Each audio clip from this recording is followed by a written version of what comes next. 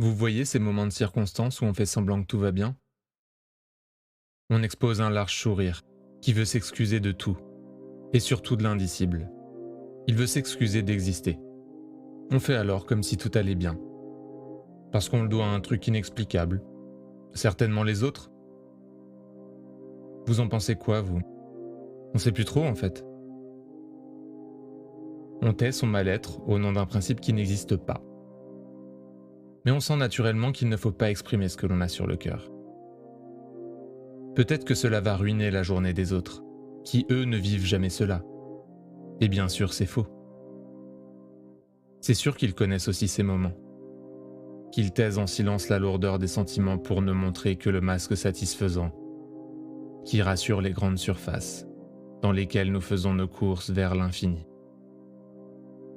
Rien ne paraît à l'extérieur, car le sentiment est tassé dans les glissières resserrées de notre corps. En somme, un éléphant qu'on fait rentrer dans une cabine téléphonique. On se répète inlassablement « Je ne peux pas te le dire. Je ne veux pas te le dire. » Ça fait du mal de tout garder. De tout porter en espérant qu'on soit assez fort. C'est une chose tellement encombrante qu'elle prend toute la place de notre cœur, écrasant les poumons, coupant l'air, ralentissant l'oxygénation du cerveau, le flot des idées, jusqu'à trahir l'émotion à l'intérieur. Ce champ de ruines dont la détresse laisse les missiles éteindre les lumières.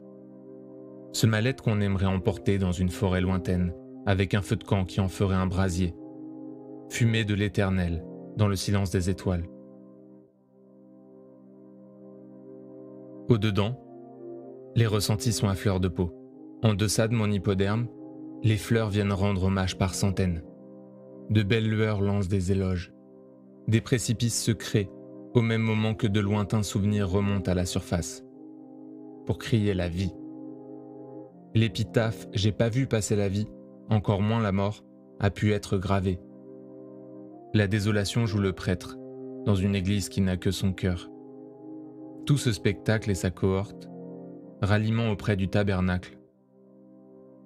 Une partie de moi est morte, en un acte.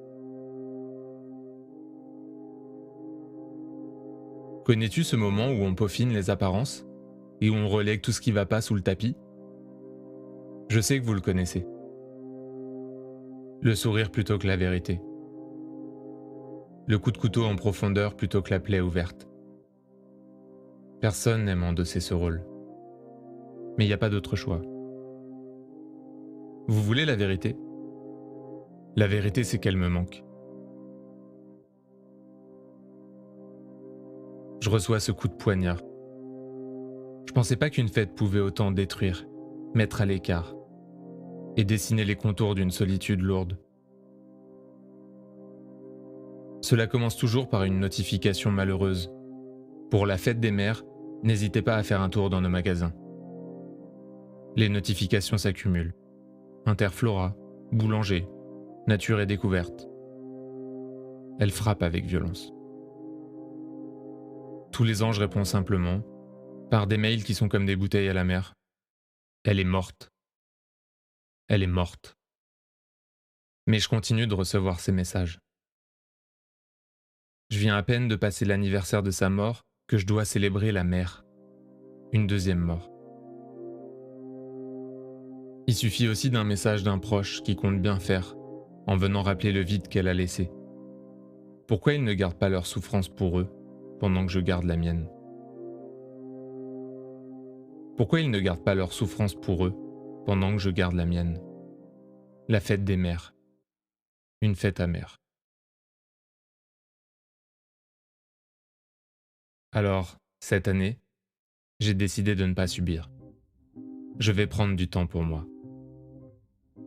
Je vais voir comment je peux lui rendre hommage. C'est important que j'ai ce moment de recueillement, puisque je le souhaite. Je rassemble toutes mes idées. J'ai envie de lui écrire. J'ai envie de lui écrire. Alors je me lance à l'écriture de ce que j'aimerais lui dire ou lui raconter, comme si elle pouvait me lire et me répondre. Je suis pas obligé d'être bien pensant. J'ai aussi le droit d'exprimer ma tristesse, ma colère et ma frustration. lui dire à quel point je suis seul et que c'est dur sans elle. Je peux ensuite envelopper ce message, l'envoyer vers une destination inconnue, surtout s'il est plein d'amour et que quelqu'un pourra en profiter, ou le brûler, ou le placer sur sa tombe. Elle aimait le sable de ses terres natales. Je suis donc allé prendre du sable à Royan, et j'en ai placé dans un verre que j'emporterai au cimetière. J'ai aussi pris avec moi quelques roses rouges pour lui montrer tout mon amour.